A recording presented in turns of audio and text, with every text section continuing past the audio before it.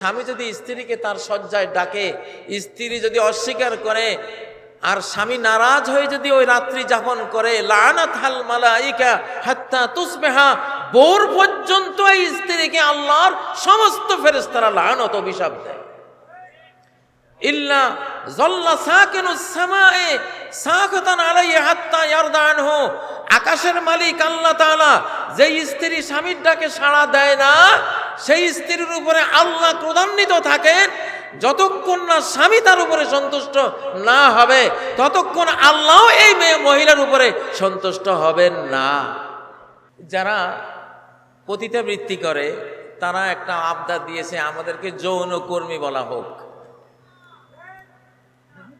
জি না, এটা মানা হবে না। আল কোরআনে এই শ্রেণীকে নাম দেয়া হয়েছে বাগী।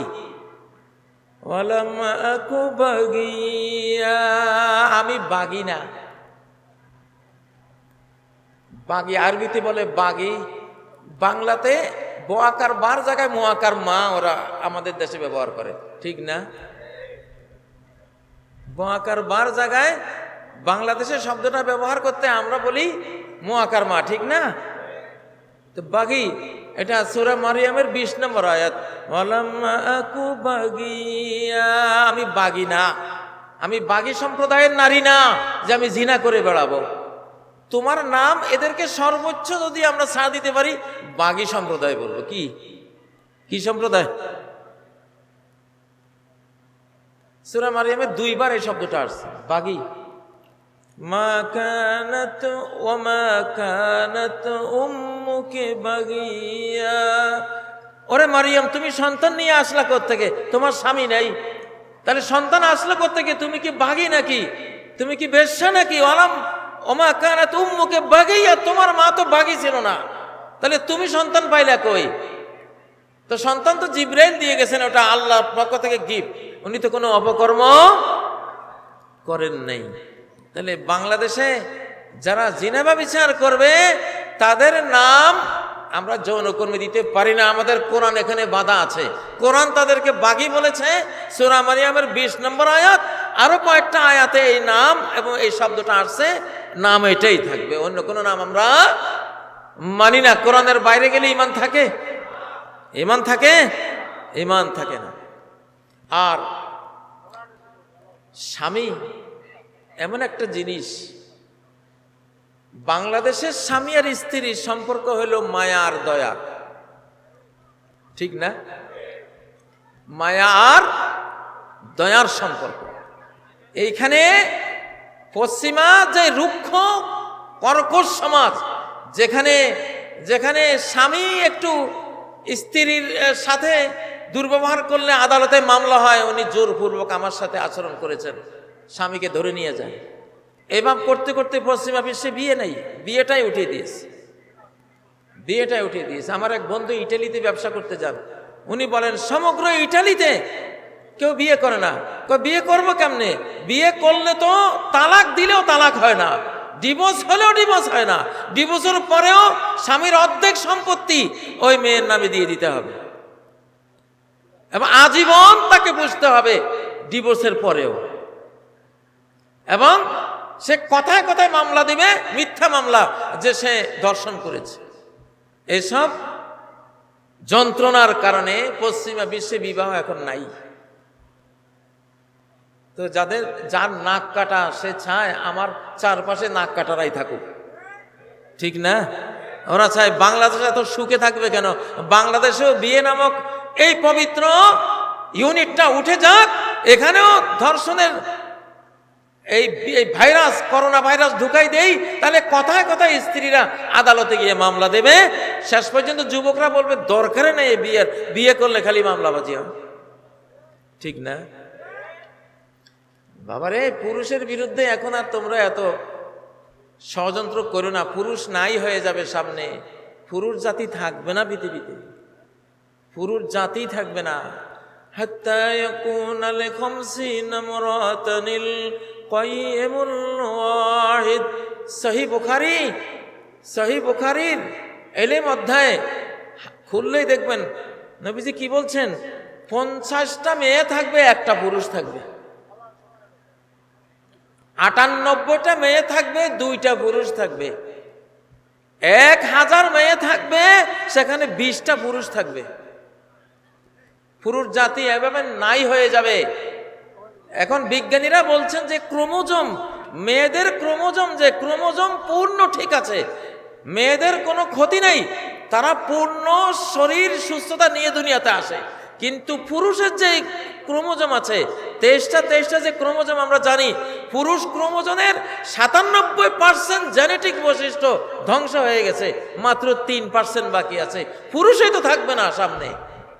সামনে 50টা মেয়ে মিলে একজন স্বামী পাবে, সেই যুগ আসতেছে। এখন যদি তোমরা পুরুষকে দর্শক বানাইয়া বৈধ স্বামীকেও তোমরা মামলা দেওয়া শুরু করো, শেষ পর্যন্ত এই যে কপালে 50 জনের ভাগ্যে একজন পুরুষ থাকবে, এটাও তো হারাবে। অতএব এখন পুরুষ নির্যাতনের যুগ, এখন নারী নির্যাতনের যুগ আসলে এখন খুব একটা নাই। এখন নারীরা শক্তিশালী, পুরুষরা দুর্বল হয়ে গেছে। পুরুষ জাতি রক্ষার জন্য আন্দোলন করা উচিত। পুরুষ জাতি রক্ষার জন্যই হাবিজাবি মামলা থেকে ঘর সংসারকে, পরিবারকে রক্ষা করা উচিত। একটু কিছু ভারী ভারী কথা বলে গেলাম, আমি কথা আর বলবো না। তো এই কয়টা আইন, এই যে বাংলাদেশে ঘর সংসারে স্বামীকে মামলা দেওয়ার জন্য, যাতে করে বিয়ে না টিকে স্ত্রী মন চাইলেই সাথে সাথে স্বামীকে ডিভোর্স দিতে পারবে, মামলা করে দিবে উনি ধর্ষণ করেছে। যেখানে হাদিস বলছে স্বামী যদি স্ত্রীকে তার শয্যায় ডাকে, স্ত্রী যদি অস্বীকার করে আর স্বামী নারাজ হয়ে যদি ওই রাত্রি যাপন করে, লানাতাল মালাইকা হাত্তা তুসবিহা, ভোর পর্যন্ত এই স্ত্রীকে আল্লাহর সমস্ত ফেরেশতারা লানত, অভিশাপ দেয়।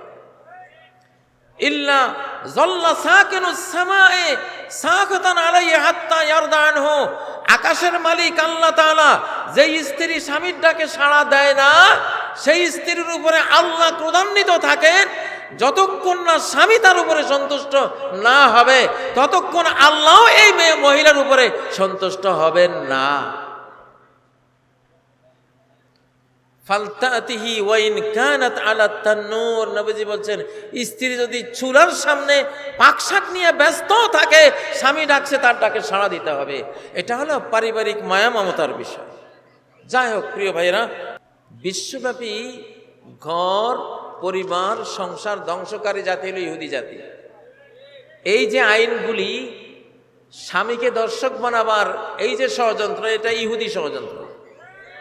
কিছুতেই এই বাংলার জমিনে এটা হতে আমরা দেব না। এটা যাতে কারো মুখ দিয়ে না শুনি, এটা আমরা শুনতেও রাজি না। এটা মায়া মমতার দেশ, এটা রহমতের দেশ, এটা বাঙালিরা আবেগপ্রবণ জাতি।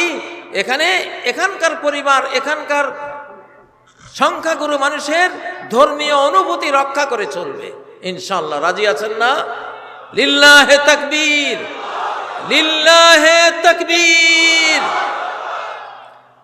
আর এখানে বলা হচ্ছে আইনের মধ্যে ওনারা সুপারিশ করছেন, ধর্ম নাকি, ইসলাম ধর্ম নাকি মেয়েদের উপর জুলুম করে।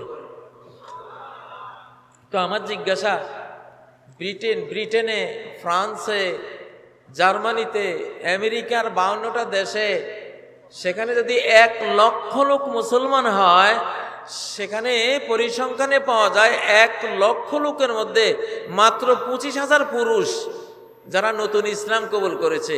বাকি 75,000 হলো খ্রিস্টান মহিলা যারা ইসলাম কবুল করেছে। তো ইসলাম যদি নারী জাতিকে জুলুম করে, তো তোমাদের নারীরা যদি স্বর্গে থাকে, তোমাদের খ্রিস্টান ধর্মে খুব আরামে আছে, তোরা এই সংখ্যায় ইসলাম কবুল করে কেন? ঠিক নয় কি? টনি ব্লেয়ারের শালিকাও তো ইসলাম কবুল করেছে, ঠিক না? হ্যাঁ।